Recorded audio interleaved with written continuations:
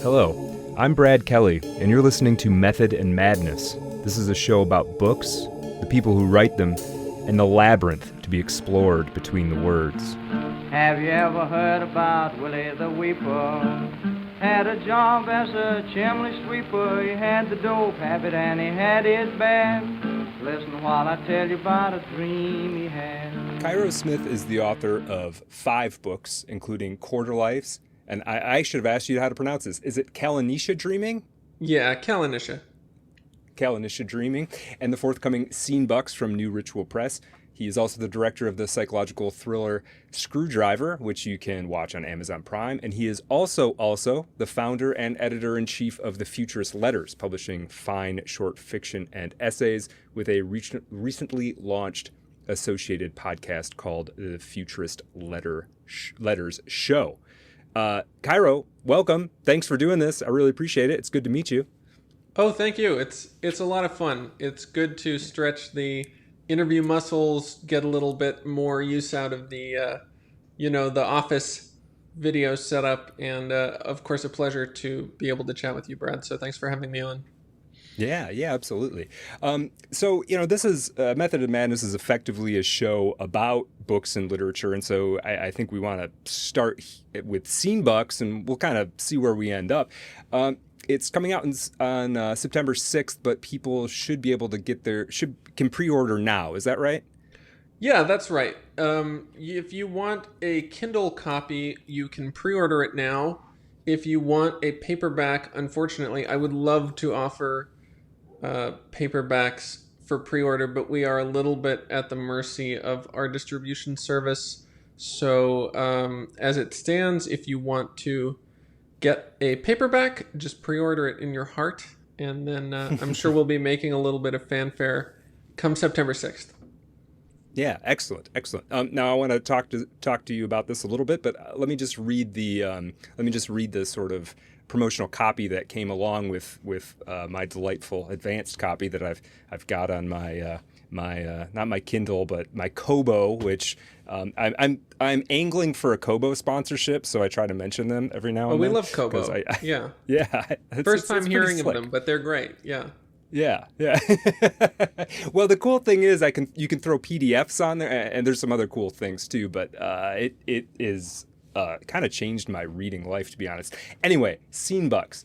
In this rapid-fire tech weird picaresque, Cairo Smith paints a searing and wry portrait of the mid-2020s, an era careening at high speed toward an uncertain future.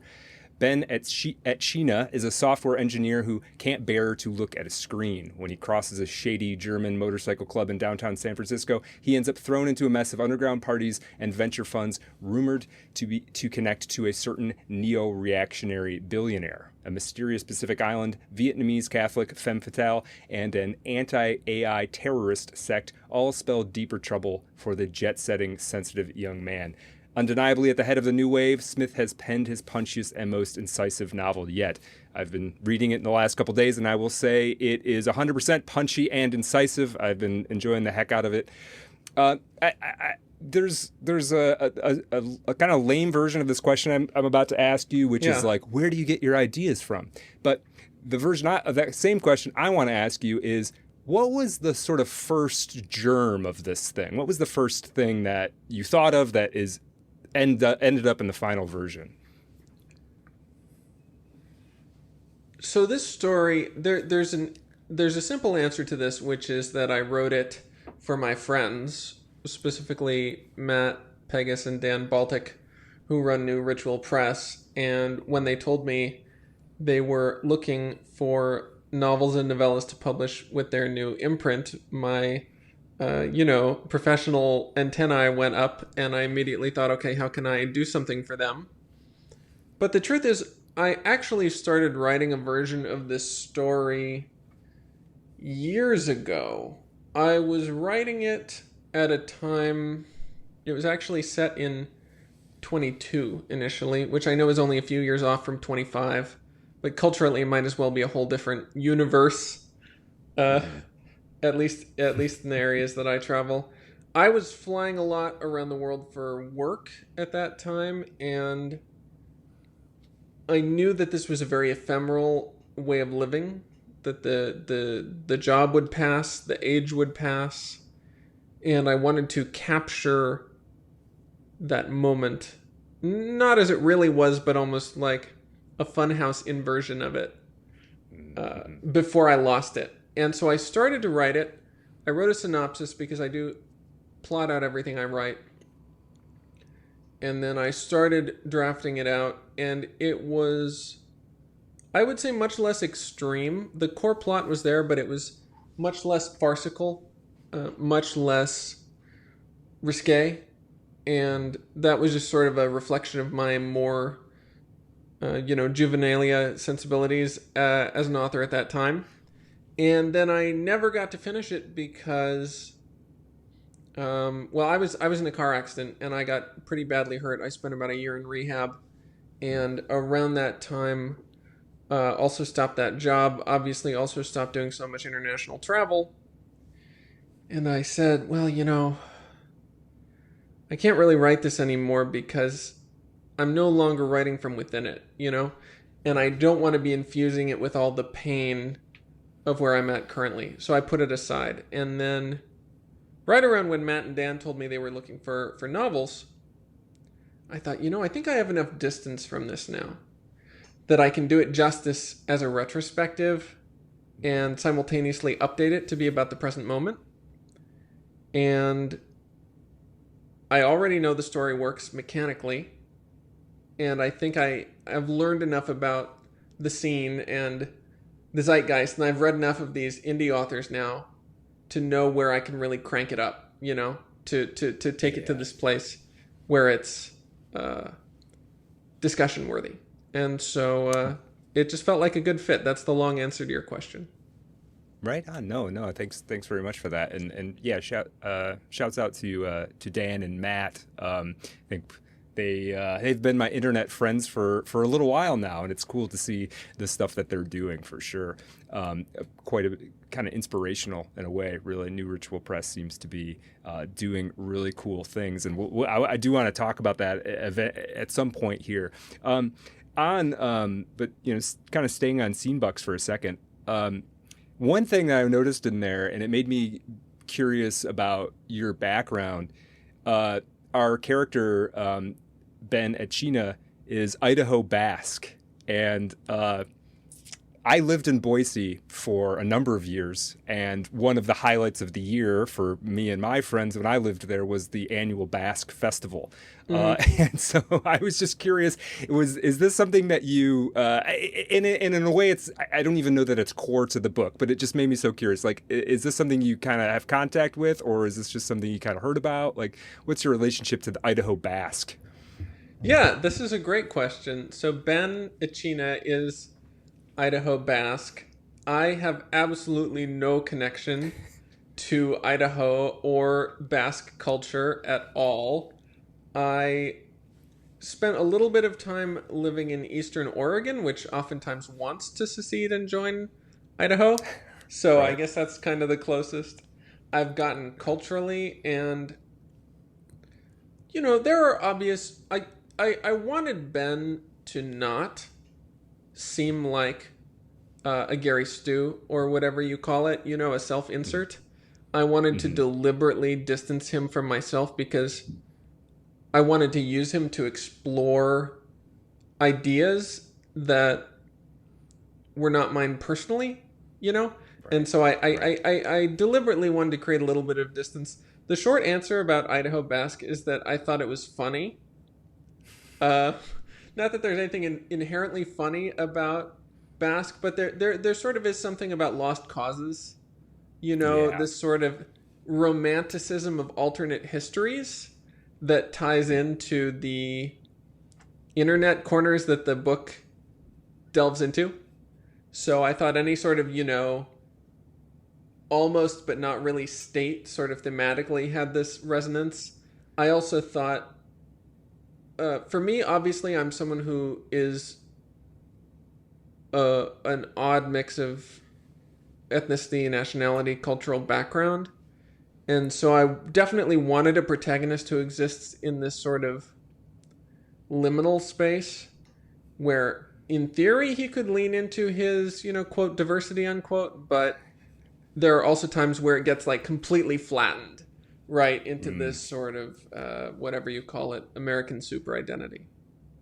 Yeah, there's a great moment in the book, a very funny moment where I'm not going to give anything away, but Ben sort of presents himself as a person of color to take advantage of some situation, and the person then tells him like, no, we're really 2025, we're really focusing on white males at this point, and Ben is like, yeah, well, I'm that too, so yeah. I mean, this is pretty much a conversation I've had. So is it? There's definitely elements of truth, as much as I try to make Ben on myself, that do seep in here and there. Yeah. There does, and I don't want to get too far down this rabbit hole, but there does seem to be like a thing where the sort of very deliberate effort to like emphasize marginalized voices or whatever, actually in my experience seems to actually flatten out the cultural differences somehow. It becomes sort of tokenized rather than like actually understood and appreciated and like brought into the conversation. I don't know. Yeah. No, that's absolutely true, because by trying to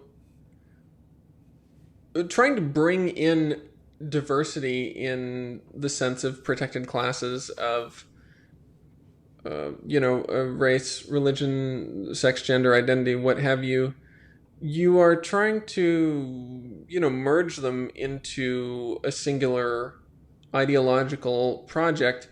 And I don't say that with an inherently negative connotation.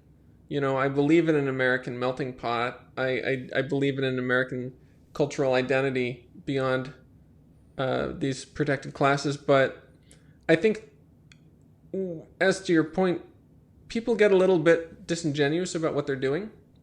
When they say, oh, we want religious representation or cultural representation, they actually have very little stomach for differing cultural values, even within their own culture, their own people, much less actual cultural differences as far as practices that you would find outside the polite society that they associate with, right? So what they want, right, is sort of this almost like bouquet, or this still life arrangement of people that still presents no friction with their cultural roles. And votes the way that they want to, and all of that, right? Without actually being different in a sort of at the sort of civic level, but sort of the aesthetically different in a way. I don't know if you saw this, the Jubilee video that came out somewhat recently. It's this YouTube channel where they will take one person with one set of beliefs and they'll make them argue with a bunch of people with other beliefs. It's sort of, I don't know, I think it was Yarvin or someone who talked about like the political pornography of democracy. Like this, I would say the Jubilee videos are like the most literal example of basically like political pornography. But there was one guy who was this like hardcore like anti-Islamic Persian guy, right? And he's like on the right because his whole thing is like getting rid of like the Islamic regime.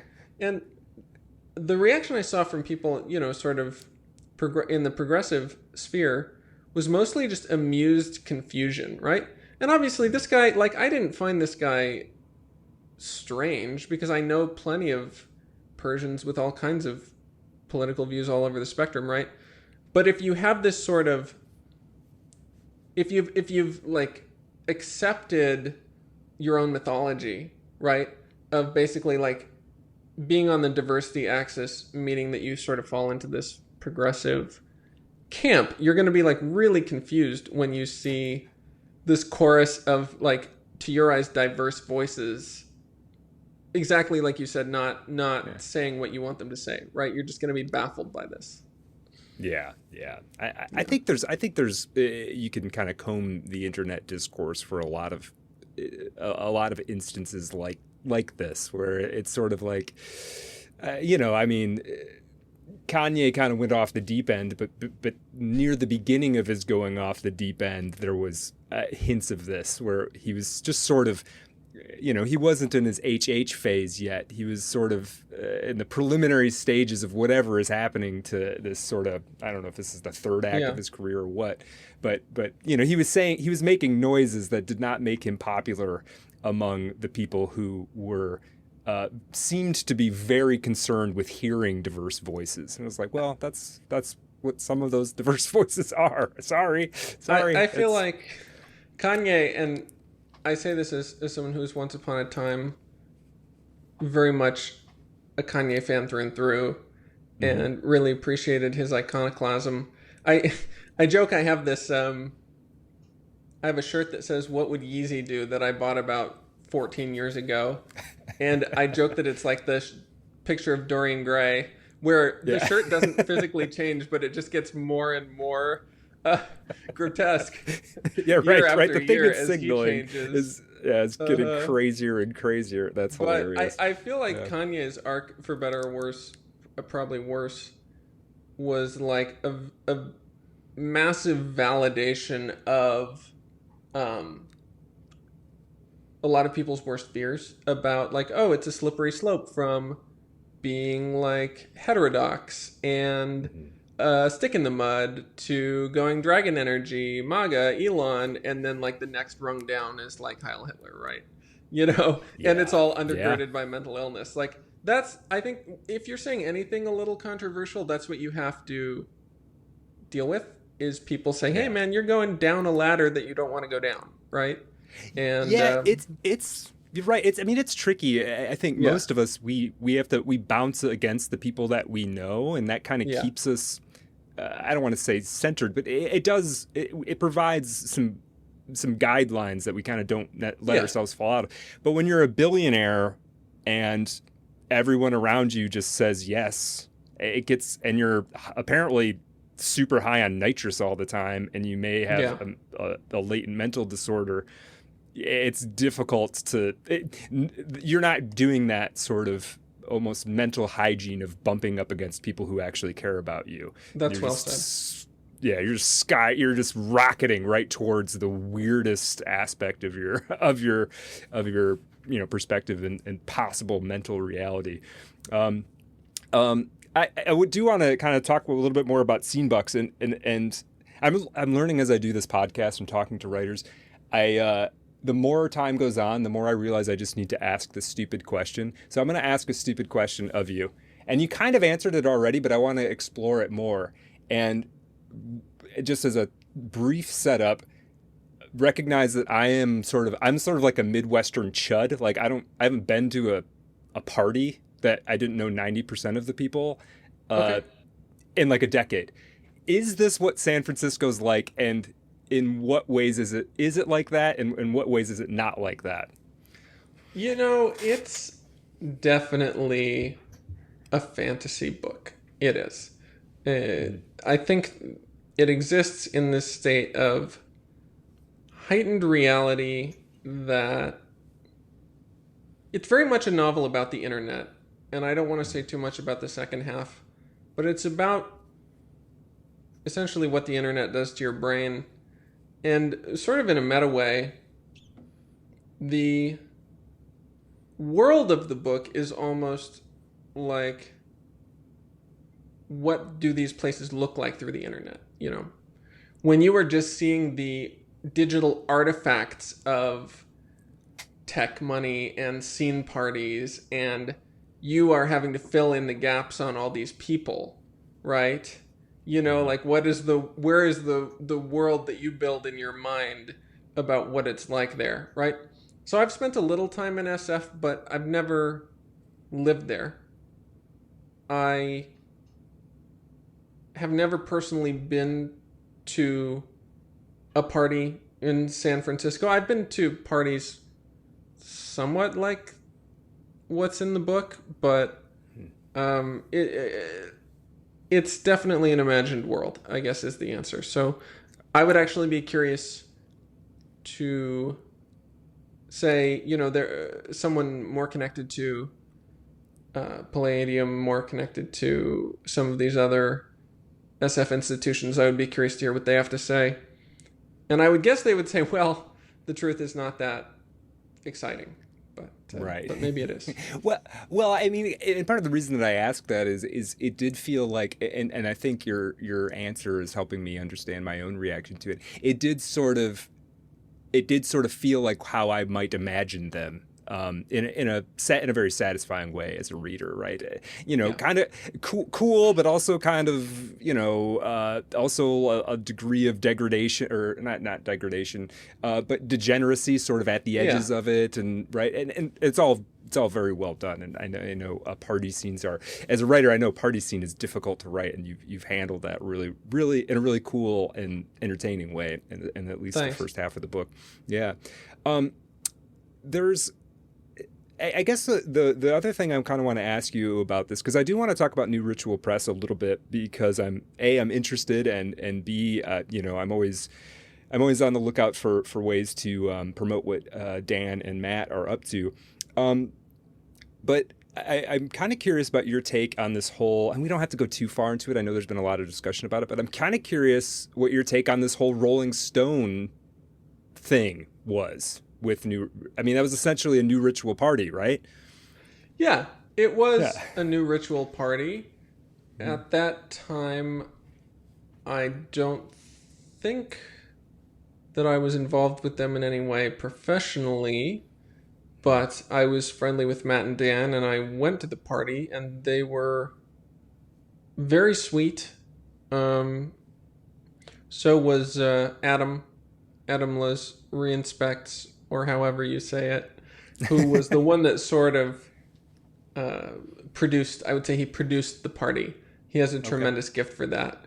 And I actually think the biggest thing that would surprise one about these guys that's not visible over the internet is just how incredibly kind and accepting they are. I know Dan in particular has this very flagrant, absurd, provocative character.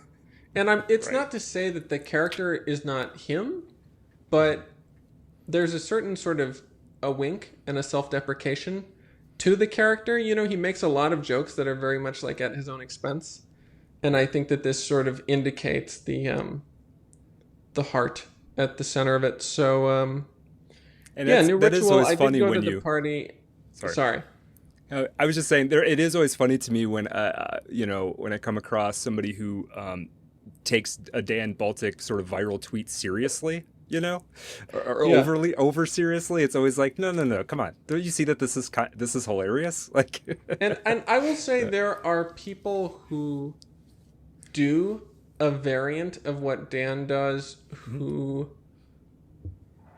I wouldn't say have a much harsher edge.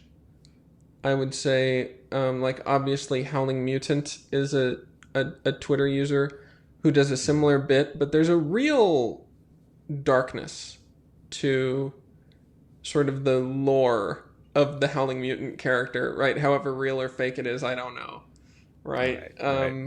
And Dan, I think, to me anyway, he tries to keep some element of lightness.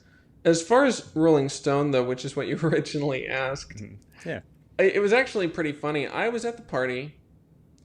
I was basically just drinking Modelo's and chain smoking, and I couldn't really hear the readers because I was so far in the back and it was so packed that I just didn't really have a good seat from which to hear. So I was just there, and I was talking to this very, very tall guy, right? And I'm sitting, and he's way up there. And this is John McDermott, the writer, but I didn't know that at the time. And he said to me, I thought he was with someone else who was standing next to him, who ended up not being with him. But we started chatting, the three of us, and he asked me what I do, and I said who I was, and I was a writer. And I asked him what he does, and he said he's a writer, and I asked what he was writing. And he said, well, I'm writing an article on this, actually. And I said, oh.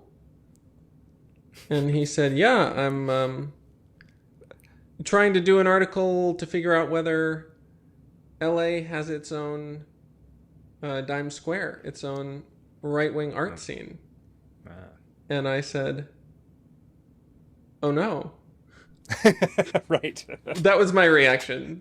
Yeah. Like, I had literally just had like stupefied, like drunken fear on my face. Not because we had like done anything, Right. just because like what I felt having like 2017 brain was like, oh, this enormous like institutional laser is pointing Right. in our direction, you know, like completely aside from anything that might actually be like material or morally good or bad about the party. You know, it's like, oh, Right. this guy is here and he's going to, you know. So I even said, like, I tried to flag down Matt. I was like, hey, do you know this guy from Rolling Stone is here? And then Matt talked to him, Dan talked to him, you know, they welcomed him. They were very friendly. And then for like 4 months, I think we didn't hear anything. And for a while, we thought the story was dead. And he took my information and I was sort of getting ready to either be talked to or talked about, and I sort of filled in the couple people in my life that actually, you know, matter to me above anything, which is like my parents and my fiance.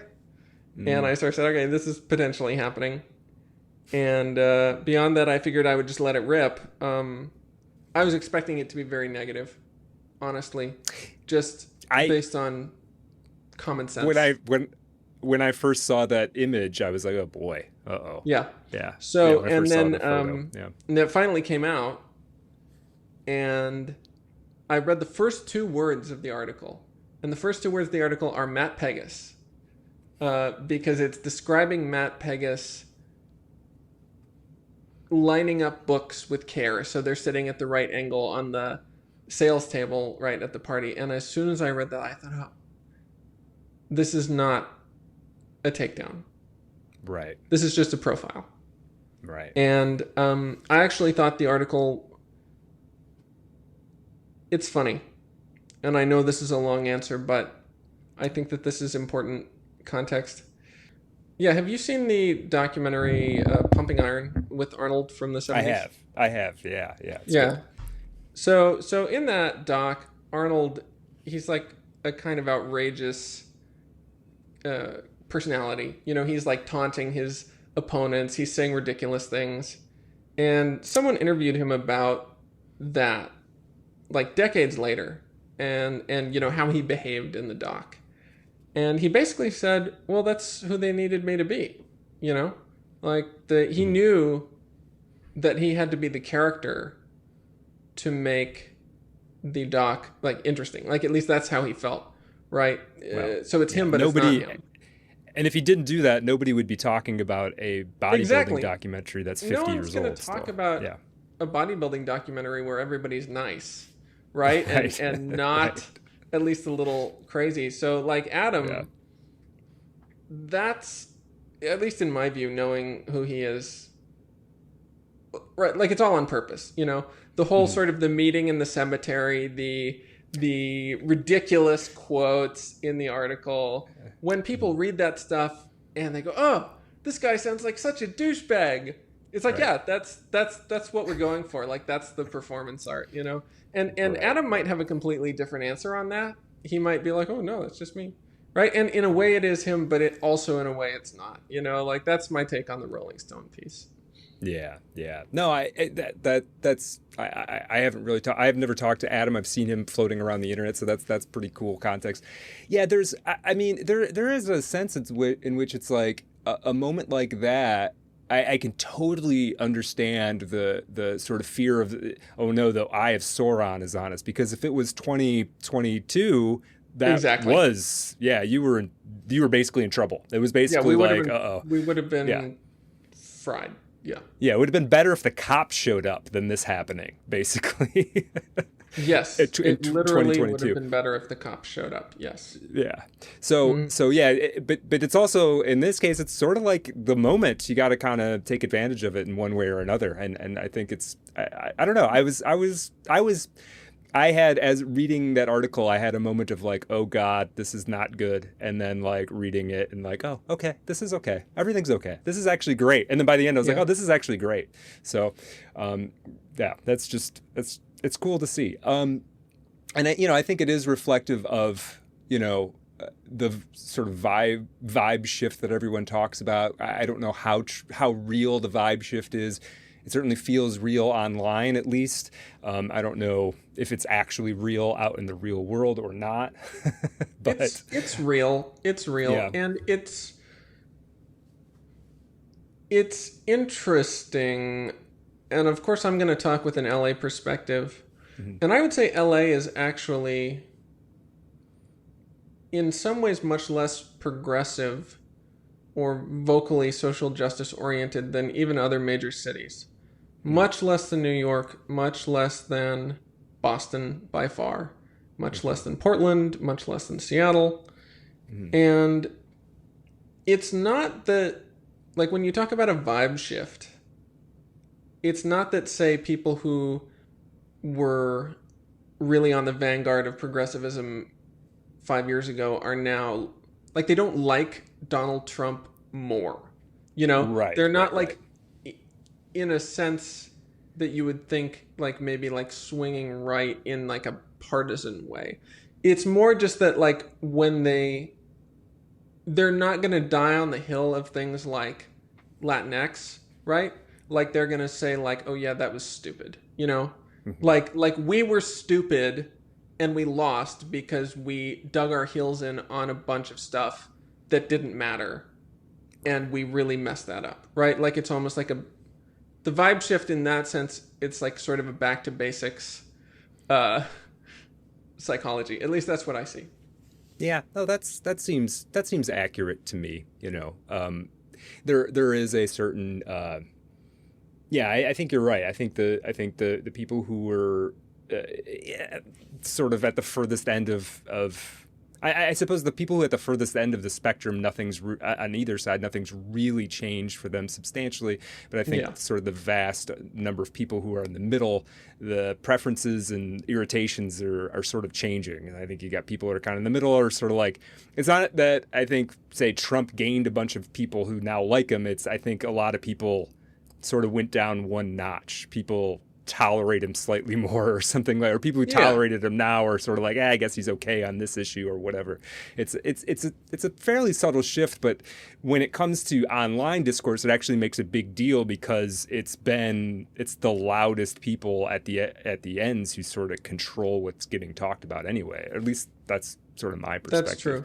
I also think that a lot of it is just who moderates the town square platforms, right? Mm-hmm. I think it's obvious that there was a massive suppression of whatever you want to call it, American conservative political thought on Twitter, when it was Twitter. And there is now sort of I don't know what you'd call it, a flourishing of this. And to some degree, that's because progressives left, but I think I see a lot of people coming back. I don't think the left is abandoning Twitter as much as they sort of initially. It's kind of like the moving to Canada thing, right? Like, part of it is just Blue Sky is like not fun. Like, it's not enjoyable. I really try to post on Blue Sky and I just can't. So I think even people who are progressive might be having that experience to some degree. Right. Yeah. No, that definitely makes sense to me. Blue Sky is interesting. I have dipped my toe over there a couple times, and I'm always just like, man, this is it's just uncomfortable. It just feels. It feels like you're going to be in trouble all the time. Not that I worry that much about it, but it just feels like everything is on eggshells a little bit, and it feels just sort of gross. Yeah, there was a time that I was absolutely, literally silenced by that fear. I mean, I was so worried of the scorn of anyone coming at me from the left side of my own beliefs. Part of it was that this was a lot of my own friends and peers, even on like Instagram stories, especially like with a lot of the like ACAB stuff. And so I was very quiet for a long time. And I think I just reached a point where I had enough of a body of life experience, and I had, my loved ones and my morals and my beliefs, and I felt like I knew what was right. And I just had this thought, like, these people are children, like Right, these people. right. You shouldn't be afraid of children being mad at you on the Right. internet. You certainly shouldn't change like your beliefs around this. Right. So Yeah. I'm trying to just own that. It is difficult, right? No one likes to be yelled at. No, for sure. Yeah. I mean, people who listen to this show know that in last year, October of last year, we tried to do my previous podcast, Art of Darkness. We tried to do a live show, and it was canceled by the venue while the audience was in their seats. I saw this. Yeah, because we were anti-Semitic, or because somebody online decided they thought we were anti-Semitic, and they had no. I don't want to. I've talked about it already, but they had no. It felt like we were sort of the last. It felt like a round got fired after the war was over. You know? What I mean? Yeah. Like you were the last confirmed casualty. Yeah, right? Exactly. Like the culture war. Yeah. We spent some time trying to figure out who could have even interpreted it that way, that we were specifically anti-Semitic. It wasn't like a vague, like they're a whatever. It was like, and I kind of thought back through everything we'd done publicly, and I was like, I don't even know where anybody would come to this conclusion. I guess you just get to decide. And I feel like, and the only reason I kind of bring that up is I feel like that probably, and who knows, but I feel like that now wouldn't have happened if everything were the same except that event were happening next week. Yeah, I don't think that would have happened, but who knows, really. I also think that the optics around anti-Semitism have changed incredibly dramatically in the past couple of years for various reasons. That does seem to be the case for sure. Yeah. Switching gears a little bit, I want to talk about Futurist Letters, but I also, I feel like these are similar. These two things are sort of similar. First of all, I want to ask you to tell me, what is the new wave? Or have we already explained it without explaining it? Yeah. No, I think it's worth getting into. And it's funny, I always get a little embarrassed hearing anything sort of promotional about myself, so I'm like grateful that other people are like writing my marketing copy, but it's also always a little weird when it's not what I would write. Sure. But yeah, the new wave that I'm allegedly on the forefront of. To me, when I say new wave, I'm basically saying this. I'm saying people who are writing modernist and or romanticist literature at a level of ability that is worthy of traditional publishing and yet is independently published in the Anglosphere right now. That's kind of what new wave is to me. Maybe that's a clinical definition. I think on a vibes level, new wave is just like me and my buddies and their buddies and whoever else wants to be involved. It's kind of open invite. Yeah. I think, I mean, I don't want to be a part of it's funny. Obviously, alt, new wave, indie, whatever. These all exist in opposition or as sort of a chiral reflection of traditional publishing, right?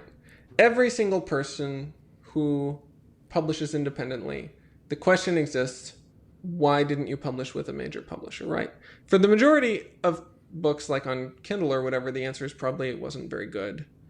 For another huge chunk, it's just this was some very niche thing that the author wanted to write that has no mass appeal, right?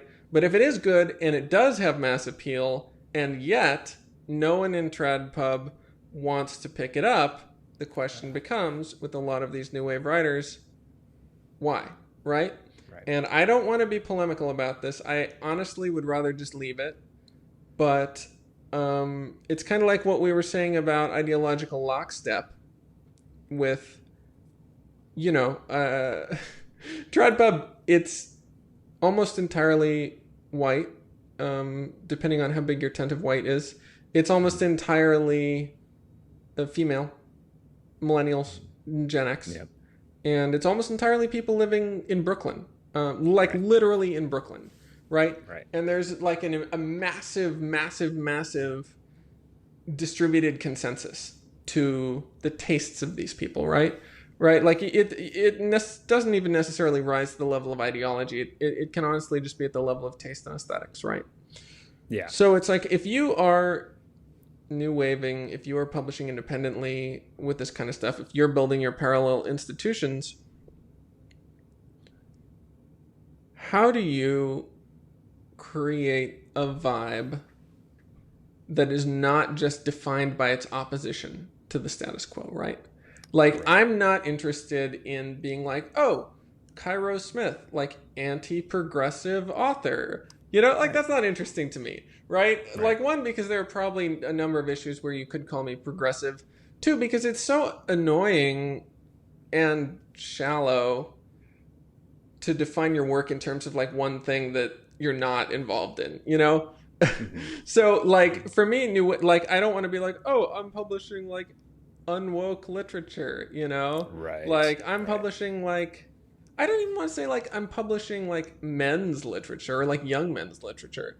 Like, obviously I'm a man. I'm writing books with a masculine perspective. I think a masculine perspective, at least for our demographic, is underserved in TradPub. Mm-hmm.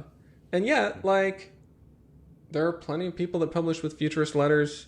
We just had Lillian Wang Solonic. She's a great science fiction author. We just ran a new piece of hers.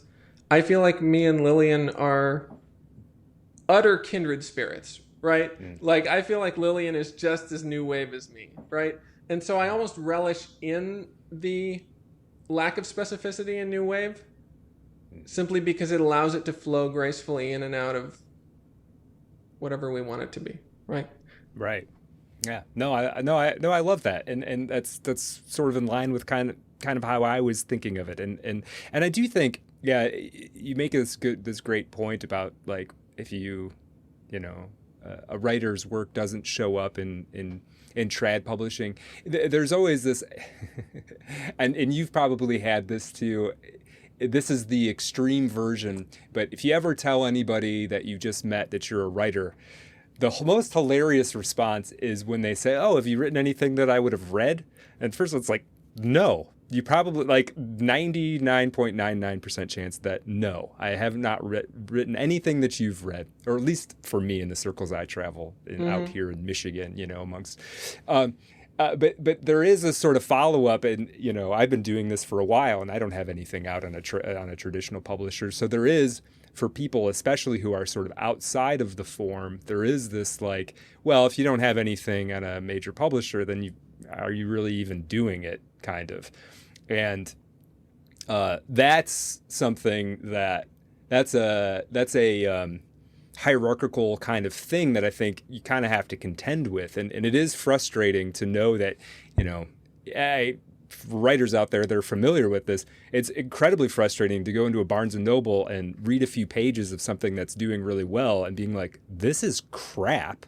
Yeah. Not for ideological reasons or anything. It's just like, this isn't... The quality, the level of ability is poor. Yeah, it's just not... It's not good. And to know that you've got something sitting on your computer at home that nobody wants to read, but is at least as good as that or better. Yeah.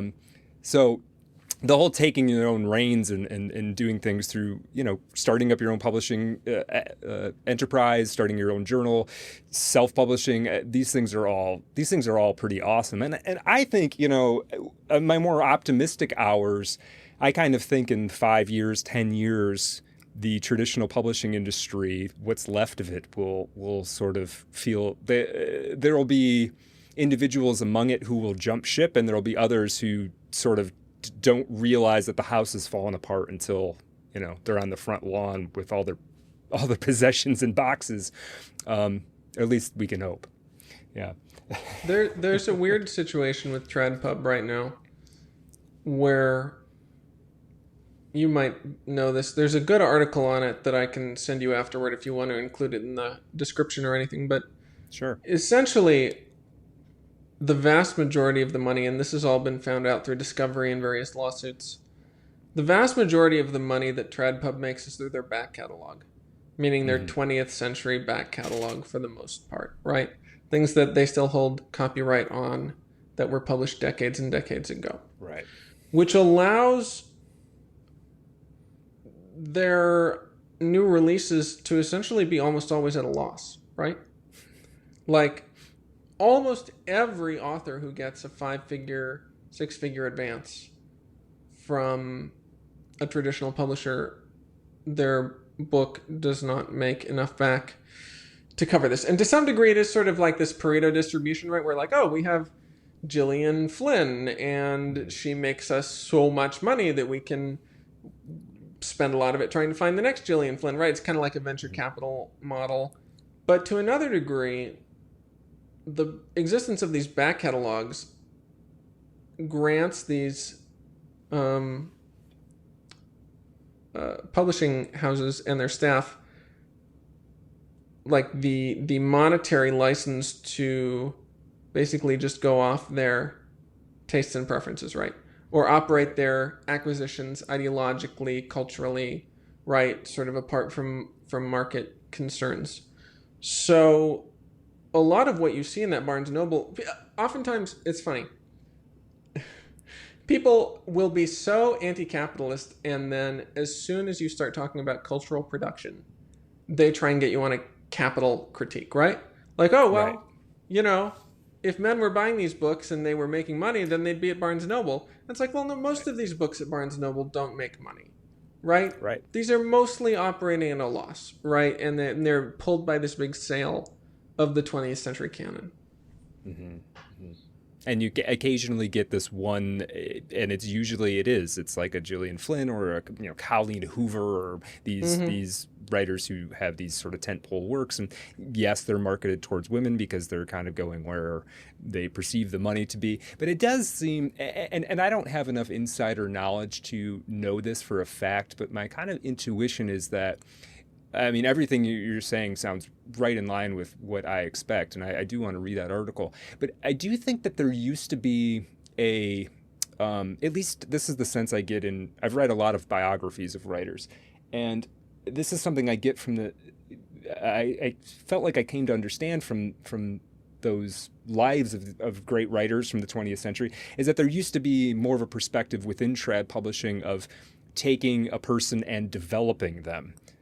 Over the course of 2, 3, 4, 5 books, anticipating the fact that, hey, we've got something good here. If we develop this person, their first book won't make money, but their fourth book may make money. I feel like a lot of that, and maybe I'm wrong here, but I feel like that's kind of gone. This is true in every aspect of entertainment in America. I see this a lot. And maybe every aspect of America, honestly. Yeah. I mean, it's you know what it is? It's an M&A culture, right? It's a roll-up culture of we're not going to found the roofing department at Smith Corp and train up engineers to build better roofs. We're going to roll up a bunch of roofing companies, right? And then try and squeeze profit out of them, right? So it's the same thing. We recently, I produced and wrote and directed a 2-part pilot for a podcast audio drama, like full cast, sound effects, music. This is a small but growing medium, and we did these 2 episodes as a proof of concept. And we took it out to audio publishers. And we had a deck, and we had prices and everything. And what we heard overall was, we love it. It's great. It's so well done. We are really looking for things that have an existing audience. And it's sort of, it's like hitting your head against the wall a little bit. It's like, isn't that what you do? Right. It's like you want to say, okay, well, if I go make my audience, then I'm not going to sell it to you because I already did your job. Yeah, do they not? Do they not understand Come this? on, but yeah. that's exactly what you're saying about, like, right, this any culture of developing talent and IP, etc., right? Unless it's like an ideological or a passion project, it's not going to happen. And I will say that's actually probably why so many of these new books, right, do fit this sort of, whatever you want to call it, like tote bag milieu, right? Like, one is that these are people that read, but two is that, like, acquisitions executives who have strong ideological and moral commitments to whatever it is they believe, right? Like, these are some of the only people that are actually going to transcend the M&A culture and put time and effort into something new, you know? Right. So then that's what gets made. Right. Oh, man, what happened to, like, an editor or an acquisitions agent or a publisher getting into it because they loved books and literature? I wonder if there's any of those people still around. I think a lot of these people do. I honestly think I might have a less, even though I think they're completely ruining the publishing industry, I think I have a less bitter view of a lot of these executives than some other people. I do think they would say they love books, and I honestly think they would mean it. I think we're all just limited by our preferences and beliefs, right? Right. And in a healthy artistic ecosystem, there's enough freedom for people who complement each other through differences to exist, working together, that they can sort of form a holistic picture of the nation, right? And that's just not the case, right? Yeah. No, that's very well put. I want to talk a little bit about Futurist Letters. When did you start Futurist Letters? I started Futurist Letters at the end of January of 2024, I believe. Wow, okay. So it's been about a year and a half. I actually started it as my blog because I got tired of submitting to literary journals. So it's actually very hypocritical of me to now make other people submit to my journal because I didn't want to submit to their journals. But I guess I'm not holding a gun to their head. I basically said, you know what, I want to spend more time writing, getting things out there in a timely way. And my background partially is in marketing. I worked in tech marketing for a few years. I still do marketing work. And there's this, I basically, in trying to be more online, I developed a suspicion that you basically need to, kind of like the cold start of a nuclear reactor, you need to go up in steps as far as getting people to trust your writing.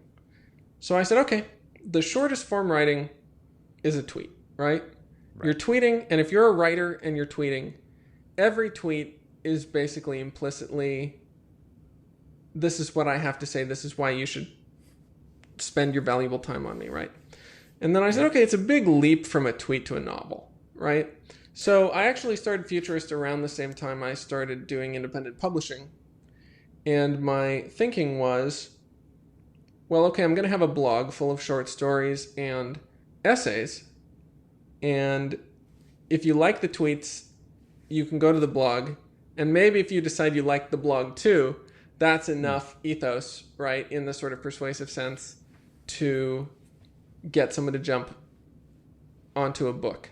What I didn't expect was to get so many submissions, so many people wanting to volunteer their time.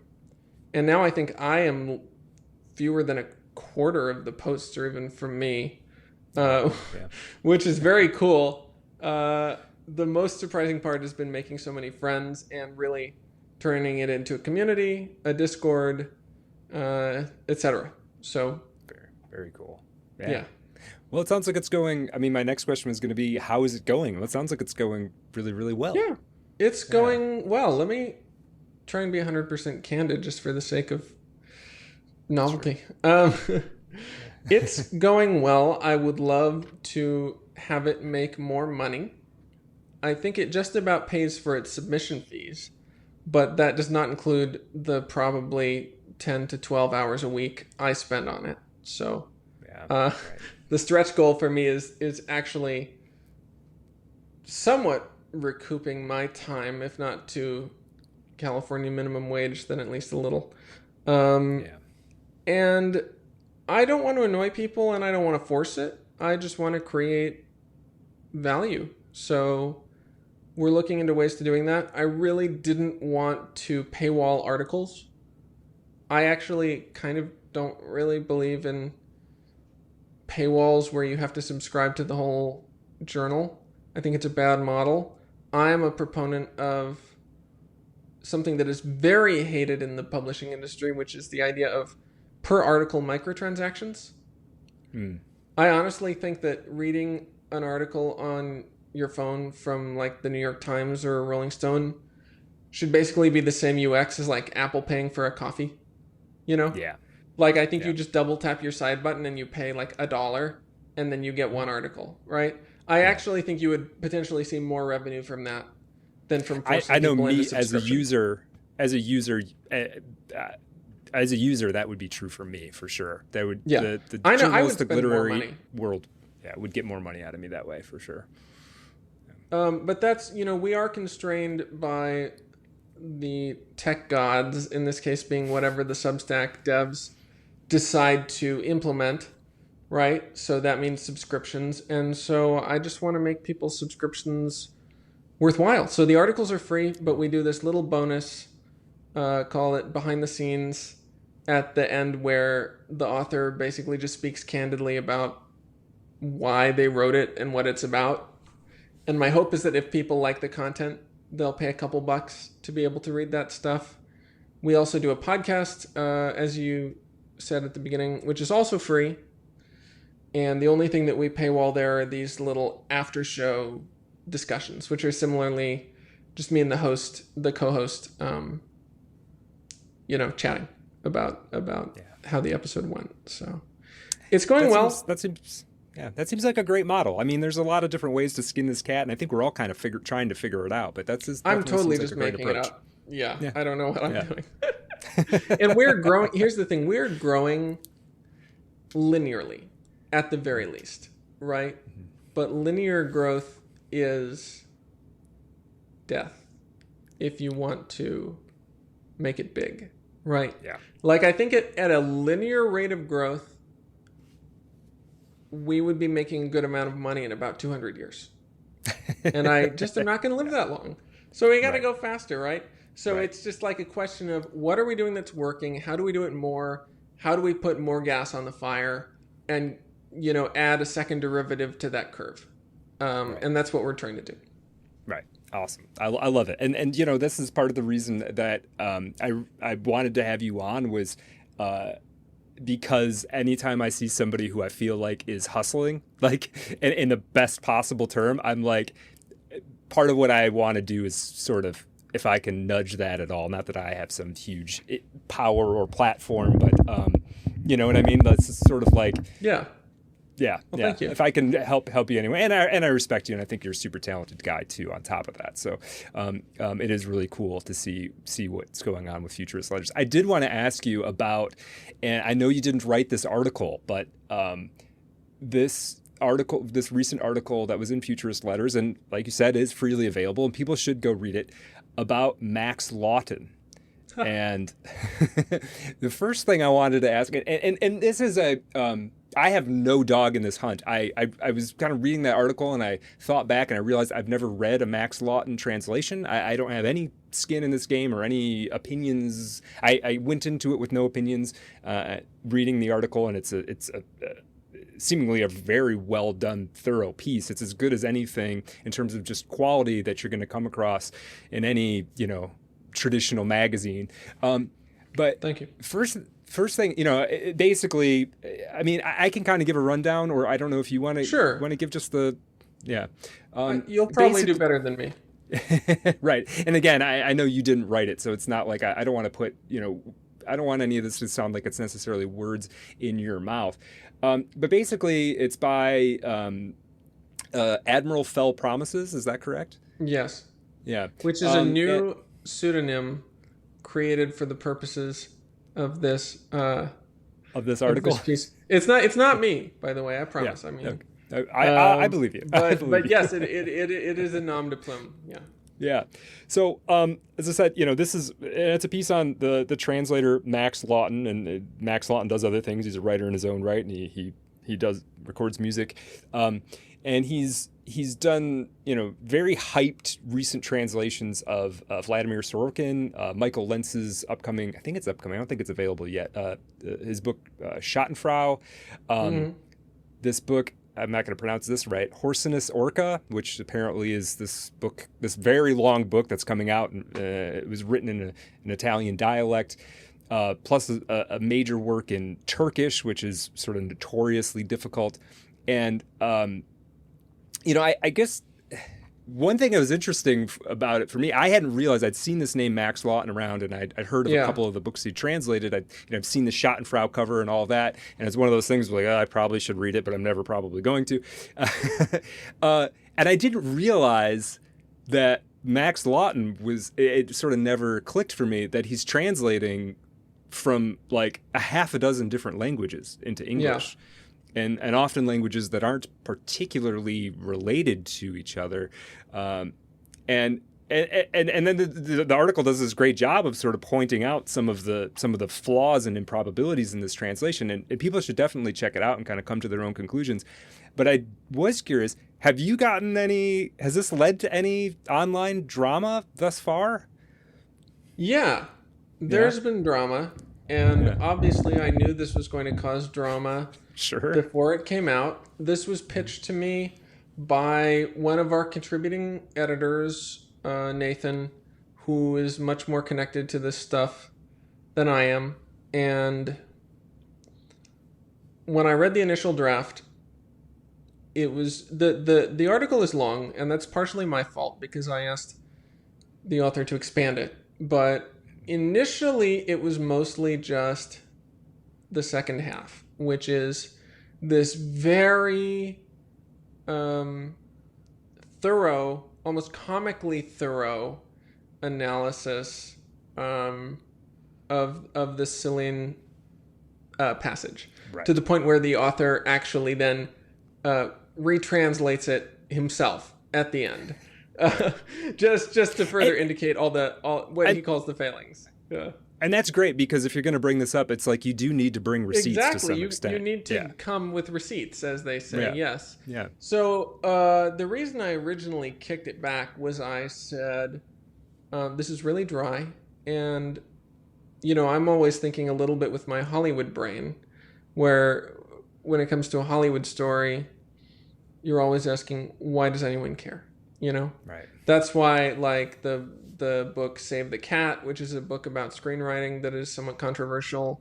The whole idea of saving the cat is like, at the beginning of the story, you have the hero save a cat, then the audience knows he's a good guy and they care what happens to him, right? So it's like, how do we get anyone to care about this? And Nathan's going, no. This is a big deal. Everyone's going to care. Everyone knows Max Lawton. I'm like, I don't know Max Lawton, right? So then eventually I said, okay, if you really believe in this and you want to champion this, it needs backstory at the beginning, right? And so from there, it expanded almost into a profile, right? Mm-hmm. And in this profile, I would say it's pretty clear reading it that the author is very displeased with Lawton, right? So then I had the opposite problem, right? Because initially it's like, this is so dry, nobody cares. And then it's like, dude, you can post whatever you want on your own blog or like Twitter. But if I'm running this, if the buck stops with me as editor-in-chief, I want your claims to either be clearly aesthetic opinions or like documented, right? Right. We can't just do a hatchet job. We can't just do a hatchet job on somebody we don't like. I'm not just gonna have you like saying, like, for example, like, oh, this guy's like a nepo baby, right? Just like completely groundlessly, like, right. It just feels wrong to me, right? Like I'm just gonna hold myself to a higher standard. So then, it did end up being very thoroughly cited. The funny thing about Max Lawton himself being so online is that there is this massive digital paper trail of him arguing with critics about everything, right? And everything that is discussed. And there were a couple parts actually where there were things brought up, especially about his like family and potential family wealth, where there were digital receipts. And I said, I'm not running this part because this person is not a public figure, right? Or at least there's an argument to be made that this person has a higher degree of privacy as, you know, whatever, some random person's cousin or uncle than someone like Max Lawton or you or me has, who's voluntarily like doing media and like trying to make a name for himself, right? Like this is not just a cultural thing, like this is a legal thing. There's a higher bar for public figures, makes sense. If somebody wants to attack me, that's cool. If they're going to go after my dad, that's pretty weird. Yeah, exactly. Yeah. So I think we got the article to a really good place. I think it possesses a lot of value. It is almost entirely opinion. And what I say to people, because I don't know if you know who either Nick Decker or Ayla are. Maybe. Well, Ayla is a famous provocatrice from SF who... oh, yeah, I do know Ayla. Yes. Okay. Yeah. I say no more? I shouldn't say I know her. I'm aware of her existence on the internet. Yes. Yeah. You gotta be careful with that one. If you say you know her, you do. That could mean a lot of things. So you being in the minority that does not know her, we ran a piece on Ayla and Nick that contained some of my opinion. It was just an opinion essay. And people got very vitriolic, and not a lot of people. I would say a handful of people got very vitriolic. And my answer to such people is always the same, which is that I say, I really do welcome you to write a long-form rebuttal to this, and I would want to consider running it in Futurist Letters. Even if you are literally rebutting me, you know? And you can sort of say, oh, you know, you don't really mean that. You're just trying to placate me. You know, no, I really do mean it. You could also say, oh, you're just trying to get more content for your journal. Well, that's true. Yes, I am trying to get more content for my journal. Absolutely. What are we doing here? Yeah. but I really do, like, honestly, like at an ideological level, do believe in literary debate, in cultural debate, in this sort of back and forth of rebuttals. I often say that publishing is entering like an 18th century moment where you just have small presses that are almost like gangs just like flinging nonsense at each other, right? And that for me is like where Futurist really comes alive. So that's what ultimately convinced me to run the Max Lawton thing. And if you, listener, or Max, if you're listening, have a different take on the quality of Max Lawton translations, I welcome you to submit.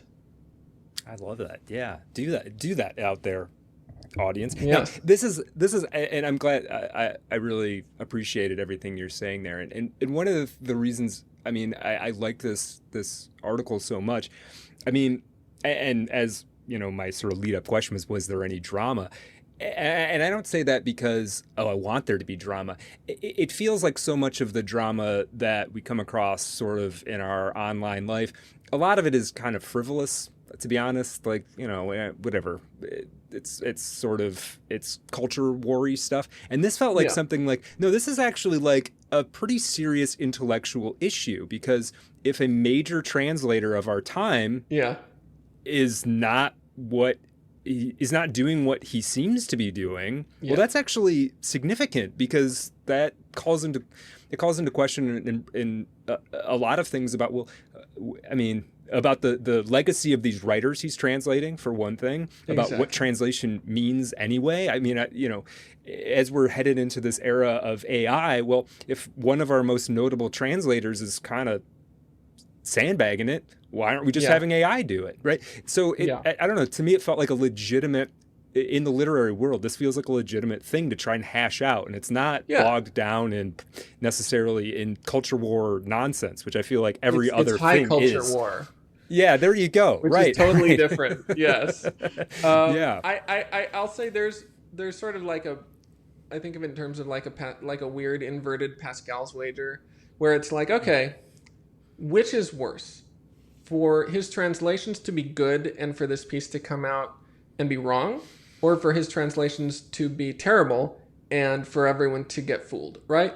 Like, Right. obviously it's better for the piece to come out and be wrong, because if the piece is wrong, like, he will survive handily. You know what I mean? Right. Like, his career Right. is doing fine, and it should be trivial if his translations are up to snuff for any random French person or Turkish person or Max himself or anyone, the original authors, to rebut this and go, yeah, this is nonsense. Max is doing a great job, right? So it's Yeah. like, for me, I think it's, as you said, it's like positive EV to run something like this, right? Especially when so much work has been put into it. Yeah, absolutely. So yeah, folks, if you haven't listened to this article, I'll make sure to have it in the show notes. But of course, you should be subscribed to Futurist Letters anyway, so that you can get your hands on it. We're kind of heading towards the end here, and the one, as I kind of mentioned to you ahead of time, the sort of only real fixture of these interview episodes that I'm doing, and maybe I'll start adding some more. But I wanted to ask you about a couple of books from your personal canon, maybe something that's maybe underappreciated or just feels personally meaningful to you. What are some books that are sort of permanently on Cairo Smith's shelf? This is great timing that you asked this, because I moved a few weeks ago, and just yesterday I finally got my shelves in order. So I have them. They're not quite in my view here, but that's fine because that makes it a test. I will say, and there's so many books. So I guess I'll touch on stuff that was pivotal for SCENEBUX, just to tie it around to there. One thing that has been really gratifying to me, as far as knowing that I'm like sort of close to the mark as far as getting the book across, is that some people, either from reading early review copies or just reading even the back blurb, are like saying that it reminds them either of sort of a Pynchon thing or like a William Gibson thing, right? With the big asterisk of like for Gen Z.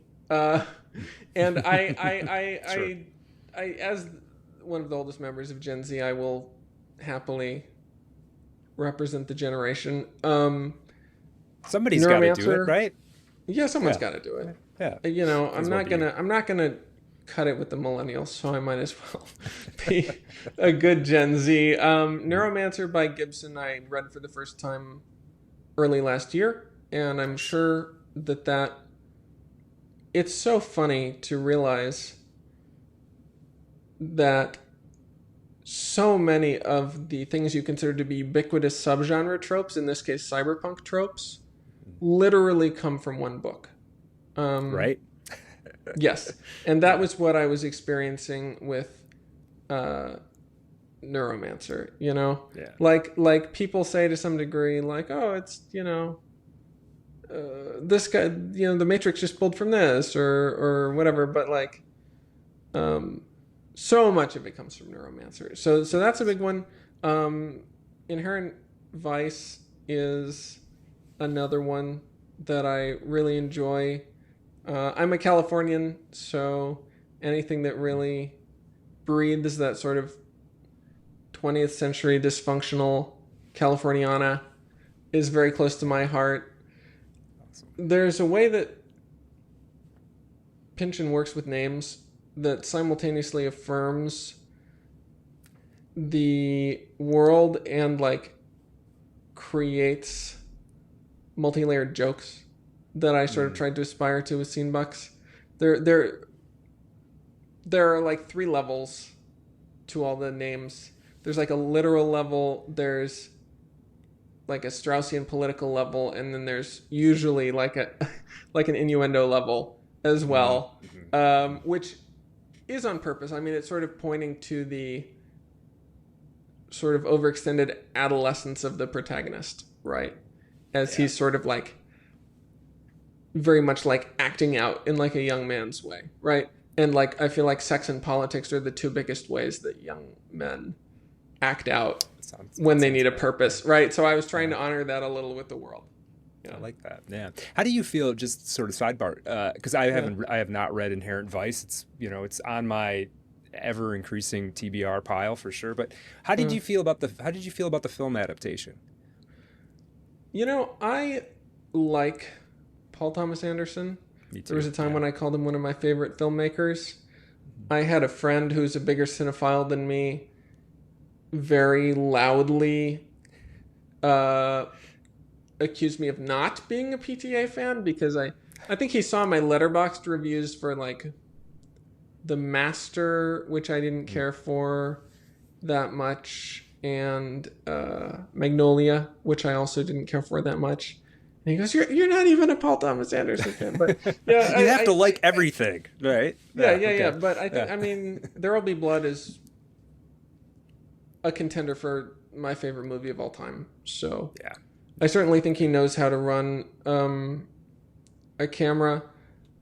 I saw the movie before I read the book, admittedly. I didn't find it to be confusing. I think the most common criticism of the film is that it's confusing. Yeah. But I think if you understand...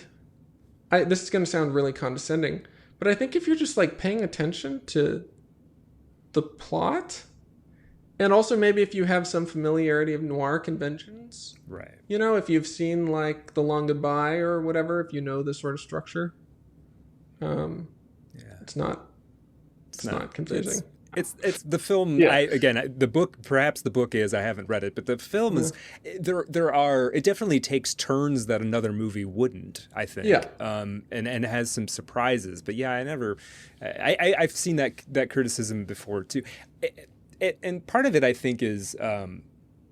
And I, maybe I'm wrong about this, and I don't think that I am though. But part of the issue, I think, is that how to say this in a not. I don't mean this in a negative way whatsoever, but I think Pynchon is often manifesting the quintessence of cannabis brain.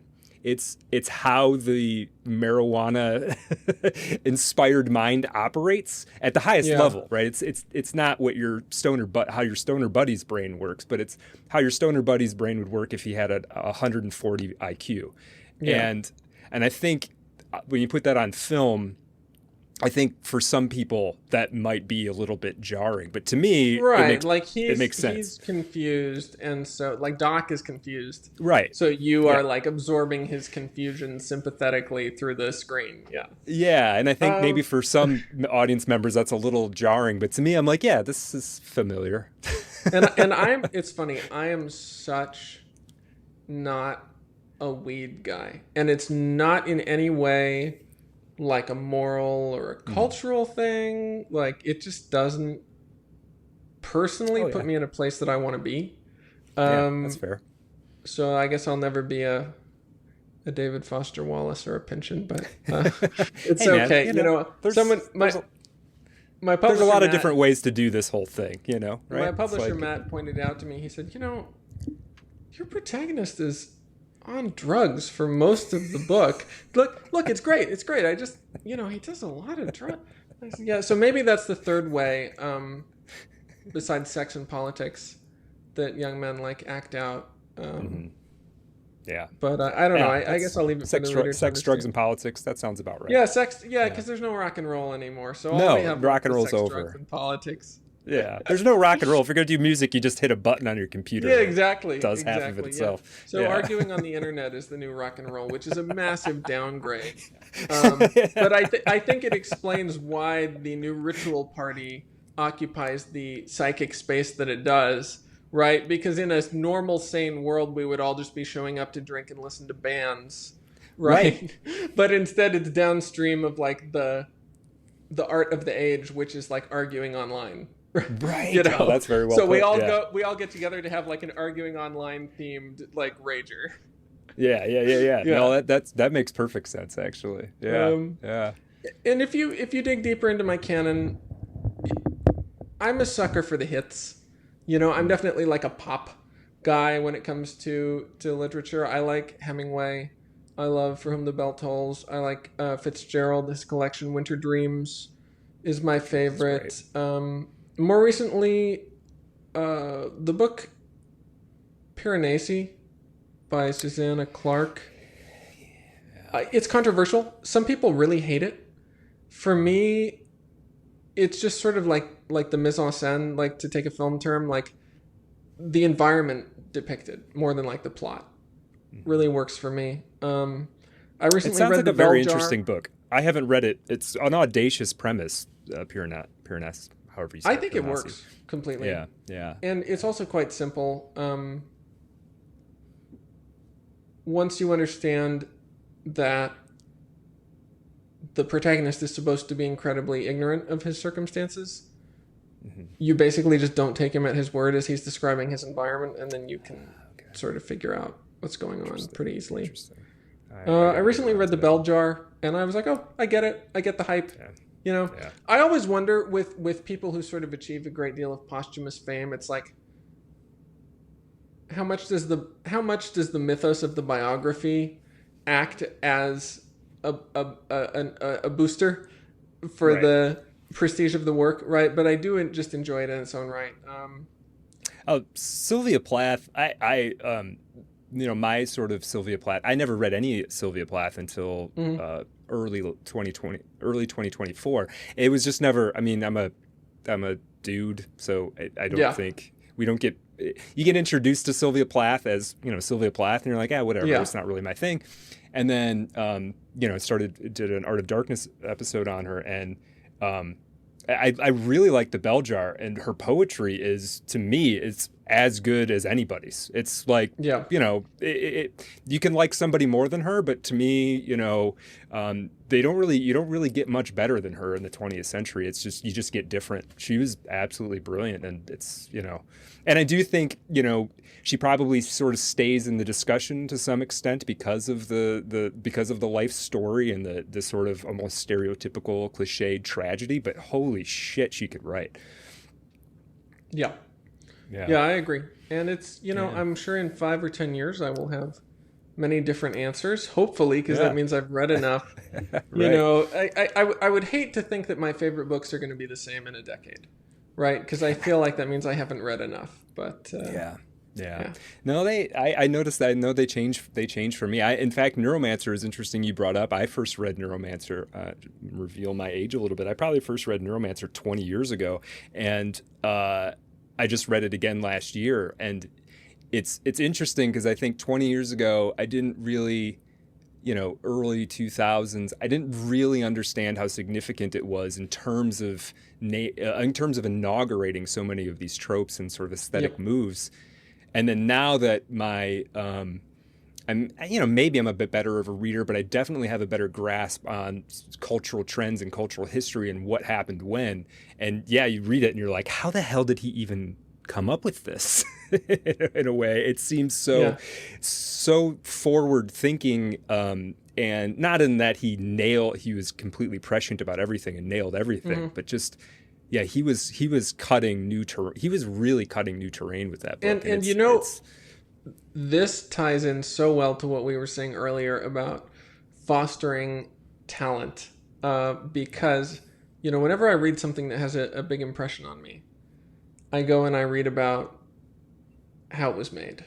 Because I'm like, I need the secret knowledge, Right. I'm like chasing this esoteric knowledge of how you make great art. And like with with PTA, it was like, oh, he made his first short, like he spent his college fund, and took out student loans. And I was like, oh, okay, So I spent some of my college fund on a movie. I don't regret it at all. It was a good decision, but that was definitely inspired by PTA. And similarly with Neuromancer, the situation was basically that a guy was spinning up an imprint to do pulp sci-fi books, and he wanted to do one a month, and he had read some short stories by Gibson, who had never written a novel. He was a young guy, just like a burnout, and he said, hey, I will give you an advance now and give you 1 year to write a book. Give it to me in a year. And I think it was something like 10 grand, which obviously would be like 50 or 60 grand today, right? Mm-hmm. And so you're not rich, but at the same time, it's almost unheard of to get an advance. Certainly on spec, as someone who's never written a novel, that does not happen today, right? Plus, I think William Gibson was working in like a head shop at the time. So I think he was. Yeah. So just like the fact that someone will take a chance on a young man because he shows promise, give him the equivalent of like 50 grand up front and say, give me a book in a year. And that young man will take that as so much responsibility that he will just like grind to make something as good as Neuromancer. That doesn't happen today, right? Like if there's a young man grinding to make something as good as Neuromancer, he's doing it completely on spec. And when he finishes it, it is basically cold emails, unless he did an MFA program, which the William Gibson of today, who's not me, by the way, but the William Gibson of today is not doing an MFA, right? He's probably also working in a head shop. Yeah, I'll tell you the thing about getting an MFA. It's not like they give you an agent when you're done. I remember I have an MFA. I asked my advisor towards the end. I was like, so what do I do about getting an agent? And they literally had no answer for me. It was like, you don't even have like a email address of somebody, like nothing. So it's like, thanks guys. I think it's maybe like NYU and Columbia maybe are like the only ones that are even like a 50% shot there, right? Yeah, that's probably true. Yeah. Unless you went to one of those. No, I did not. I was in Texas, which was a very good program, but had almost no relationship to the publishing industry. It was its own little bubble down there for sure. Yeah. So, yeah. But yeah, my point is like we're not really creating the market conditions at the industry level to get the next Neuromancer. So it's no surprise that there's this kind of cultural malaise that we all feel. Yeah. Amen. Well, Cairo, this was a hoot for me. I hope you had a good time, and you helped me understand a lot of things that are happening, not only in California, but I was dying to know more about the Rolling Stone piece and the New Ritual Press party, and I'm really excited about not only what you're up to, but New Ritual. Folks, definitely there's going to be links to all of this in the show notes, but definitely go subscribe to Futurist Letters. Go read that Max Lawton article. Pre-order your copy of SCENEBUX if you're on Kindle. And as Cairo said, pre-order in your heart if you want the physical copy, and stay tuned. I think, what is the release date? September 6th? September 6th. September 6th, 2025. You don't have to wait that long. It's just a month. It'll go by real quick. I guess anything else I'm missing in terms of promo or anything you need to say, Cairo? No, I think that was very comprehensive. It's such an honor to be on. My sort of hub for everything I do, you can just go to cairosmith.com, and there's like a wall of links which you can explore to your heart's content. Yes, I run Futurist Letters. We publish fiction there. I will say, if you are a writer, please submit. We try to read submissions pretty much blind. So if you want to say that you heard me on the show, that's fine. I wouldn't call it like an inside track, but it's at least context for who you are. And we are always looking to buy non-exclusive print rights, digital rights. You do retain the copyright. You retain the ability to reprint it elsewhere, We are currently paying a glorious $40. So you could take that and go to Olive Garden. You could, I don't know, buy a Steam game on sale, whatever you want to do. But yes, please submit to Futurist Letters. Read Futurist Letters. Subscribe to Futurist Letters. Breathe, live, enjoy. And SCENEBUX is coming out the first Friday of September. Awesome. Thank you so much, Cairo. And for you guys listening out there, coming up soon, talking American Tabloid with Jacob Everett. So definitely stay tuned for that. And then, of course, I've got a promenade of great guests coming up in the next couple months. So definitely stay tuned for that. And I will see you on the next one. Have you ever heard about Willie the Weeper? Had a job as a chimney sweeper. He had the dope habit and he had his bad. Listen while I tell you about a dream he had.